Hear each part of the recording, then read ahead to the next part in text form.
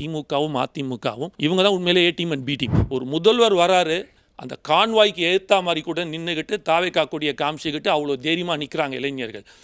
வேற ஒரு படத்தோட ஆடியோ ஃபங்க்ஷன்லேயும் போயிட்டு அங்கேயும் தாவேக்கான்ற வார்த்தைகள் தான் பேச பொருளாக மாறுது. எஸ்ஐஆர் சார்பாக தமிழகம் ஃபுல்லாக அனைத்து மாவட்டத்திலையும் மாபெரும் ஆர்ப்பாட்டம் நடத்தப்பட்டுருச்சு. அது மட்டும் இல்லாமல் ராகுல் காந்தி அரெஸ்ட் ஆனோடனே முதல்ல குரல் கொடுத்து அறிக்கை விட்டதும் விஜயண்ணா தான். இளைஞர்களை அரசியல் வயப்படுத்தின முதல் தலைவராக எனக்கு தெரிஞ்சு இந்த ரீசன்ட் டைம்ஸில் இருக்கிறது விஜயண்ணாவை தான் நான் பார்க்க. ஒரு குரலோட ஆரம்பிக்கலாம்னு நினைக்கிறேன். அருமை உடையதென்று அசவாமை வேண்டும், பெருமை முயற்சி தரும் அப்படிம்பாங்க. ஸோ பணநாயகத்தாலேயே இந்த வரும் இத்தனை காலங்கள் அரசியலை நடத்தி கொண்டிருக்கும் 2 திராவிட கட்சிகளை எதிர்த்து ஒரு ஜனநாயகமாக தேர்தலை சந்திக்கக்கூடிய, அதுவும் இளைஞர்களை தன் பக்கம் வசித்து கொண்டு தேர்தலை சந்திக்கக்கூடிய, ஏன்னா தாவேக்காவை பொறுத்த மட்டும் விஜயண்ணா பொறுத்த மட்டும் இளைஞர்கள் தான் ஒரு மாபெரும் சக்தி. இந்த தலைப்பே அதுதான், அதை நோக்கி தான் இங்கே பயணிக்கிறோம். ஸோ அப்படிப்பட்ட ஒரு இளைஞர் படையை தன் பக்கம் வைத்துக்கொண்டு இந்த தேர்தலை சந்தித்து ஒரு மாபெரும் வெற்றி அடையிறதுக்காக என்ன சொல்லலாம், எக்ஸாக்டாக சொல்லணும் அப்படின்னா அரசியல் புரிதலை உண்டாக்குகிறார்ன்றதே சொல்லணும் இந்த இடத்துல. ஏன்னா இளைஞர்களை நீங்கள் பார்த்தீங்கன்னா சில நாட்களாக சில ஆண்டுகளாக அவங்க வெறும் வீடியோ கேம்ஸு, சினிமாக்கள், ஸோ இந்த மாதிரியான ஒரு முயற்சிகளே இருப்பாங்க. அரசியலே அவங்களுக்கு பிடிக்காத மாதிரியான ஒரு தேவையில்லை. அது அவுட் ஆஃப் சிலபஸ். சினிமாக்களா இல்லை, நான் சொல்கிறது அதுதான். அரசியல் அவுட் ஆஃப் சிலபஸில் இருந்தவர்கள் நான் சொல்ல வருது. அவுட் ஆஃப் சிலபஸாக பார்த்த இளைஞர்கள், நீங்கள் சொல்கிற யங்ஸ்டர்ஸாக இருக்கட்டும், ஜென் 2K கிட்ஸாக இருக்கட்டும், ஜென் ஆல்ஃபா கிட்ஸாக இருக்கட்டும், வாட் எவர் நீங்கள் யாரெல்லாம் எடுத்து இருந்தவங்கள இன்று 5 முதல் 10 நிமிடம் வரை அரசியலை உற்று நோக்கக்கூடிய, என்ன நடக்குது அப்படின்னு பார்க்கக்கூடிய அளவுக்கு இளைஞர்களை அரசியல் வயப்படுத்தின முதல் தலைவராக எனக்கு தெரிஞ்சு இந்த ரீசன்ட் டைம்ஸில் இருக்கிறது விஜயண்ணாவை தான் நான் பார்க்குறேன். அது தாவேக்கா 15 வருஷமா நாம் தமிழர் கட்சியினுடைய ஒருங்கிணைப்பாளர் திரு சீமான் அவர்கள் பண்ணிட்டு இருக்கிறதா அவர் சொல்றாரு. அதுதான் சொல்ல வரல. திமுக ஜனநாயகம்ன்றது 51%. அந்த 51% யார் பெறுகிறார்களோ அவர்கள் தான் ஆட்சியில் அமர முடியும். அதுதான் ஜனநாயகத்தை வெல்லும் கூடிய ஒரு சக்தியாக பார்க்கப்படுகிறது. 2% பண்ணுறேன், 8% பண்ணுறேன், 4% பண்ணுறேன் அப்படின்லாம் கணக்கில் வராது. இல்லை யார் 8 யார் 4? இல்லை, நான் பொதுவாக தான் சொல்கிறேன். நான் சொல்கிறது பொதுவாக தான் சொல்கிறேன். நான் யாருமே சொல்ல பர்சன்டேஜ் தான் நான் சொல்லிட்டு இருக்கேன். ஸோ இன்று நீங்கள் எடுக்கும்போது எங்கே பார்த்தாலும், ஸோ இன்றைக்கி ஒரு மாநாடு நடக்குது அப்படின்னா காசு கொடுக்காம நீங்கள் சொல்கிற சோ கால்டு குவார்ட்டர் கோழி பிரியாணி எதுவும் கொடுக்காம ஒரு 15 லட்சம் பேர் வரக்கூடிய அளவுக்கு தன்னிச்சையாக பெண்கள் வராதீர்கள், முதியவர்கள் வராதீர்கள் சொல்லியும் அதை தாண்டி எங்கேயாவது அரசியல் கட்சி பார்த்துருக்கீங்களா? சொல்கிறதே கேட்க மாட்டேங்கிறாங்களோ? இல்லை, அதுதான் சொல்ல. இல்லை, அப்படி கிடையாது. நீங்கள் சொல்கிறத கேட்குறாங்க, அது எந்த அளவில் கேட்குறாங்கன்றதை நீங்கள் பார்க்கணும். ஏதாவது அரசியல் கட்சி அனைவரும் வாரீர், அனைத்திரண்டு வாரீர் இப்படி தான் சொல்லி பார்த்துருக்கீங்க. ஆனால் இவர்கள்லாம் வராதீர்கள் சொல்லியும் இதை தாண்டி இன்றி அங்கே பார்த்தீங்கன்னா 99.9% இளைஞர்கள் தான்.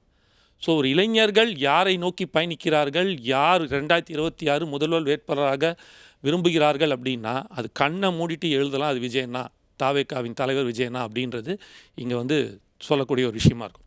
இங்கே நிறையா பேர் நிறையா விஷயங்கள் சொல்லும்போது சொல்கிறாங்க, இந்த யங்ஸ்டர்ஸ் அப்படின்னு வரும்போது இந்த 2026 நீங்கள் முக்கியமாக பார்த்தீங்கன்னா இது வரைக்கும் நடந்த தேர்தல்கள் கிட்டத்தட்ட ஒரு பைபோலரைசேஷனாக இருக்கும். ஒன்று திமுகவா அதிமுகவா அப்படி தான் இருந்துச்சு. ஆனால் இந்த முறை தாவேக்காவும் கூட வருது. ஸோ 51% யார் வாங்கணுன்ற இருக்கும். இப்போ 2 பேரில் யாரோ ஒருத்தர்னா 51% தான் வரும். ஆனால் இந்த முறை நீங்கள் பார்த்தீங்கன்னா 3 பேர், திமுக, தாவேக்கா, அதிமுக 3 பேர் ஒரு மும்முனை போட்டியாக மாறுது. விஜய் அவர்கள் சொல்கிறாங்க தாவேக்காவை திமுகவுன்னு சொல்கிறாரு. அப்போ அங்கே பைபோலரைசேஷன் போட்டி, அதாவது எடுக்கக்கூடிய இது போட்டி அப்படி தான். நாங்கள் சொல்ல வருது என்னென்னா, ஜனநாயக முறைப்படி நீங்கள் பார்த்தீங்கன்னா போட்டி களத்தில் நிற்கிற அந்த 2 முனை திமுகவா அதிமுகவான்னு இருந்ததை தாண்டி இன்னைக்கு தாவேக்காவும் ஒரு அந்த இடத்துல ஒரு சமமாக ஒரு சக்தியாக போட்டியாளராக உள்ள வந்திருக்கு. காம்படிஷன் பிட்வீன் த 3 இன்னைக்கு வந்துருச்சு. அது மக்கள் முடிவு பண்ணுவாங்க. ஆல்ரெடி அவங்க இருந்திருக்காங்க களத்தில். அது எப்படி இருந்துச்சுன்றது நீங்கள் இருந்திருக்காங்கன்னு போயிட்டீங்க. ஆமாம், அப்படிதான் நாங்கள் பார்க்க முடியும். ஏன்னா இப்போ 2வது தாண்டி இப்போ இந்த இளைஞர்கள் நீங்கள் சொல்லும்போது 2026 கிட்டத்தட்ட ஃபர்ஸ்ட் டைம் ஓட்டர்ஸ் மட்டும் 20 லட்சம் பேர். ஸோ யூத் யங்ஸ்டர்ஸ் ஓட்டு நீங்கள் எடுத்தீங்கன்னா, இளம் பெண்களோட ஓட்டு அந்த 21லேருந்து 35 வரைக்கும் எடுத்திங்கன்னா அது ஒரு 60 லட்சம். ஆண்கள் எடுத்தீங்க அப்படின்னா கிட்டத்தட்ட ஒரு 50 லட்சம்.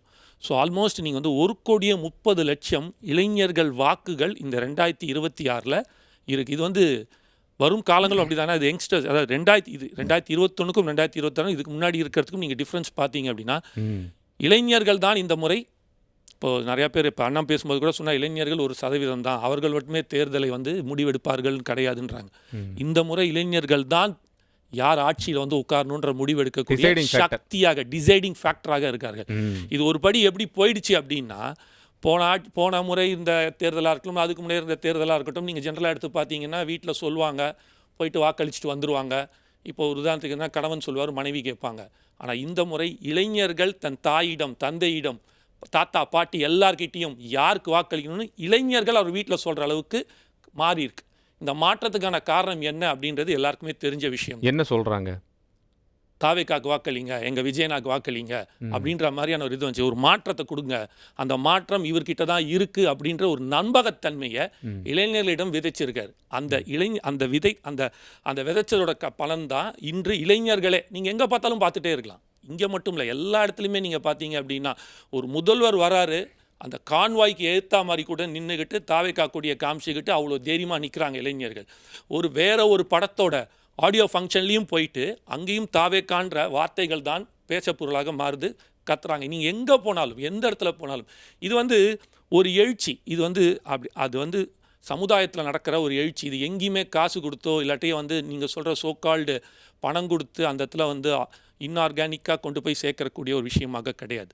இங்கே நீங்கள் எல்லாமே நீங்கள் பார்க்கும்போது அவர்கள் தன்னெழுச்சியாக, இது வந்து இளைஞர்கிட்ட இருக்கிற ஒரு மாற்றத்தை நாங்கள் பார்க்குறோம். இந்த மாற்றம் தமிழகம் ஃபுல்லாக, இது இங்கே மட்டும் இல்லை, பெண்களுக்கும் சேர்த்து வந்திருக்கு. நீங்கள் ஒரு குடும்பத்தில் நீங்கள் எடுத்தீங்க வச்சிங்க 2 கோடி குடும்பம் இருக்குன்னா இன்றைக்கி ஒரு குடும்பத்துக்கு ஒரு ஓட்டு கன்ஃபார்ம் பண்ணி வச்சுருக்காங்க. ஸோ கிட்டத்தட்ட 2 கோடி ஓட்டு கன்ஃபார்ம்டாக இருக்குது. இது நீங்கள் எங்கே வேணாலும் நீங்கள் போய் கேட்கலாம், யார் கேட்டாலும் என் ஓட்டு வந்து தளபதி தான்ப்பா, என் ஓட்டு விஜயனாக்கு தான் அப்படின்ற அந்த ஒரு பாயிண்ட்குள்ளே வராங்க. நீங்கள் இப்போ இவங்க எல்லாரும் நான் யூத் அப்படின்னு பேச வர்றதுனால நிறையா பேர் நிறையா விஷயங்கள் சொன்னாங்க. நான் ஒரே ஒரு பாயிண்ட்டை மட்டும் எடுத்தீங்க நான் சொல்லணும்னு விரும்புகிறேன். எந்த அளவுக்கு இந்த திராவிட அரசியல் எப்படி ஒரு இதுவாக இருக்குன்னு. ஏன்னா சில நாட்கள், ஏன்னா இதெல்லாமே கவனிக்கிறாங்க இப்போ இளைஞர்கள். 2 பாயிண்ட் நான் சொல்ல விரும்புகிறேன். முதல் பாயிண்ட்டு, சென்ற ஆட்சியில் இருக்கும்போது அதிமுக ஆட்சி செய்யும்போது திமுக வந்து பல குற்றச்சாட்டுகள், பல ஊழச்சாட்டுகள் இதே கவர்னர்கிட்ட கொண்டு போய் கொடுத்துட்டு, நாங்கள் ஆட்சிக்கு வந்தால் ஒரு தனி நீதிமன்றம் அமைத்து அனைவரையும் சட்டப்படி நடவடிக்கை எடுத்து அப்படின்னு சொல்லி சொன்னாங்க. இதுவரைக்கும் செஞ்சாங்களா? செய்யலை.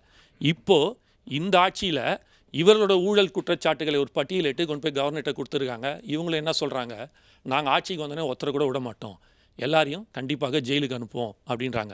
மாறி மாறி இரு அரசியல், இந்த திராவிட அரசியலாக திமுகவும் அதிமுகவும் மாறி மாறி இவங்க தான் உண்மையிலே A team and B team.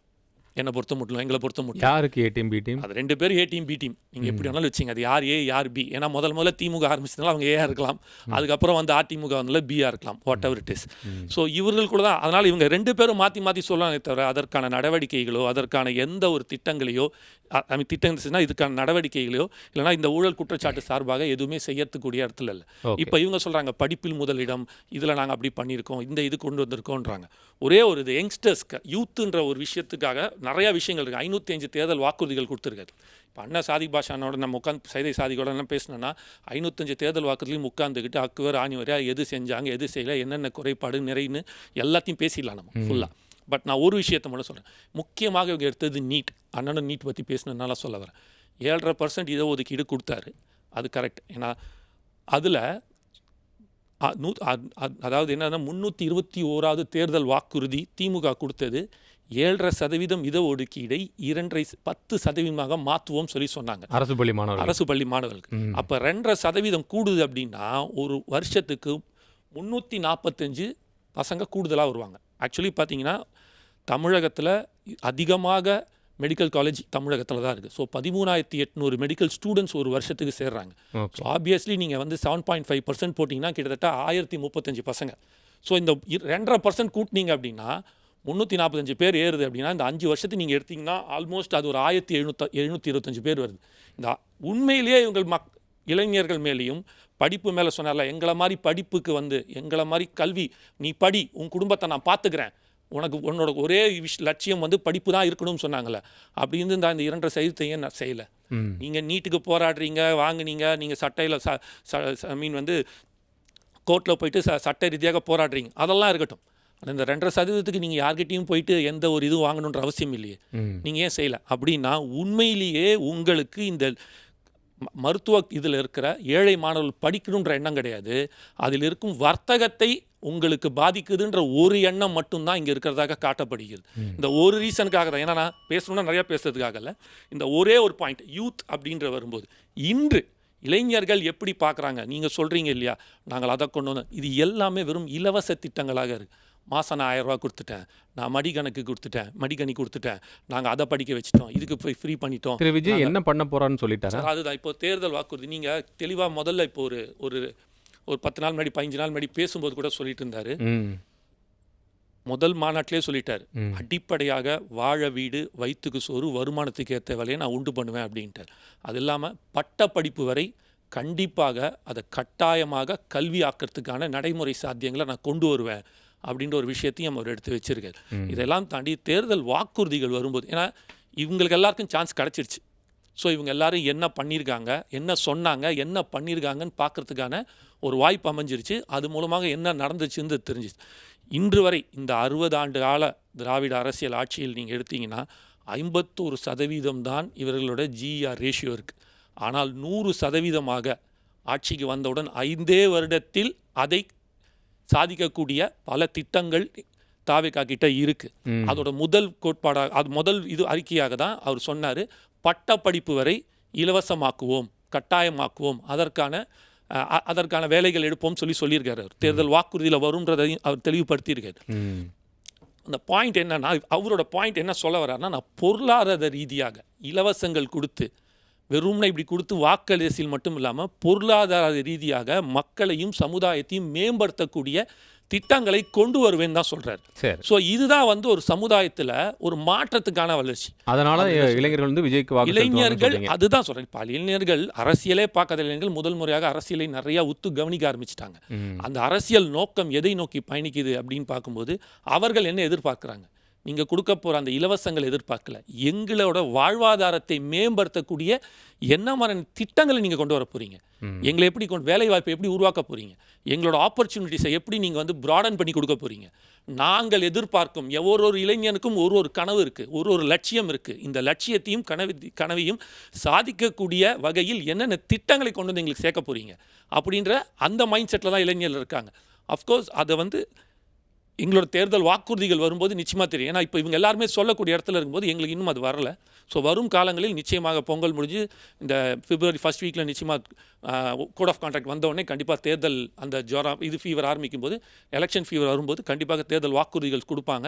அந்த தேர்தல் வாக்குறுதிகளை இளைஞர்களையும் பெண்களையும் முக்கியத்துவம் படுத்தி, இலவசம் சொன்னீங்க, சலுகைகளுக்கு நான் எதிரானவன் அல்லன்னு திரு விஜய் அவர்கள் பேசல. இல்லை அதுதான், அது நாங்கள் சொல்கிறது இலவசத்துக்கும் சலுகைக்கும் வித்தியாசம் இருக்குல்ல. ஸோ இப்போ இலவச லேப்டாப் கொடுக்கறது சலுகை இல்லை. இல்லை அதாவது அதை தான் சொல்கிறோம். இல்லை நாங்கள் மறுபடியும் நீங்கள் ஒரு திட்டத்தை மட்டும் நாங்கள் சொல்ல, ஓவராலாக எல்லா திட்டத்தையுமே பேசுகிறோம். நாங்கள் பொருளாதார ரீதியாக அப்படின்னு தான் சொல்கிறோம். இங்கே நீங்கள் படிக்கிறதுக்கே காசு கொடுத்து, இப்போ சொன்னால் நாங்கள் படிக்க அதை பண்ணோம் இது பண்ணோம் அப்படின்னு சொல்லிட்டு இருக்காங்க.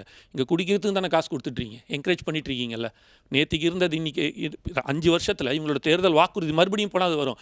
முதல்ல என்ன 2021 டாஸ்மார்க்கோட வருமானம் என்னவா இருந்துச்சு, 2025 டாஸ்மார்க்கோட வருமானம் என்னவா இருக்குது. ஸோ அப்போ நீங்கள் பார்க்கணும், நீங்கள் பிஎல்ஏவோட மீட்டிங்கில் எல்லாருக்கும் பீர் பாட்டில் தான் வச்சிங்க, வாட்டர் பாட்டில் வைக்கல, சரிங்களா. ஸோ அப்போ நீங்கள் என்ன மாதிரியான என்கரேஜ்மெண்ட் பண்ணுறீங்க அப்படின்றத ஒரு கட்சியை பார்த்துட்டு தான் இருக்கான் இன்று வலைத்தளங்கள் மூலமாக. ஸோ நீங்கள் சொல்கிற அந்த இப்போ ஒரு கட்சியிலையும் ஒரு வார் ரூம் இருக்குதுன்னு சொல்கிறாங்க, ஒரு என்ன சொல்லலாம்னா ஒரு சோஷியல் மீடியா டீம் ஒன்று ஒர்க் பண்ணுறாங்க. ஆனால் கட்சியை மொத்த சோஷியல் மீடியாவாக வர்ச்சுவல் வாரியர்ஸாக ஒருவரும் தனித்தனி முறை ஒரு இளைஞனும் தனக்கு விரும்பினா போல் அதாவது கிட்டத்தட்ட என்ன கொண்டு போய் சேர்க்கணுமோ எல்லாருமே சேர்த்துட்டு இருக்கக்கூடிய ஒரு பாயிண்டில் தான் இங்கே எப்போ களத்துக்கு வராருன்னா எல்லாரும் கேட்குறாங்க. களத்துக்கு வந்ததுனால சார் இதெல்லாம் நடக்குது. அரசியல் மாற்றமே அவர் களத்துக்கு வந்ததுனால தான் நடக்குது. அவர் களத்துக்கு வராமல் நடக்கல. நீங்கள் இப்போ எக்ஸாமினேஷன் ப்ரிப்பரேஷன் நடந்துட்டு இருக்கு. 2026 ஏப்ரல் மாதம் எக்ஸாமினேஷன். அந்த எக்ஸாமினேஷன் ரிசல்ட் உங்களுக்கு என்னன்றது காட்ட போகுது.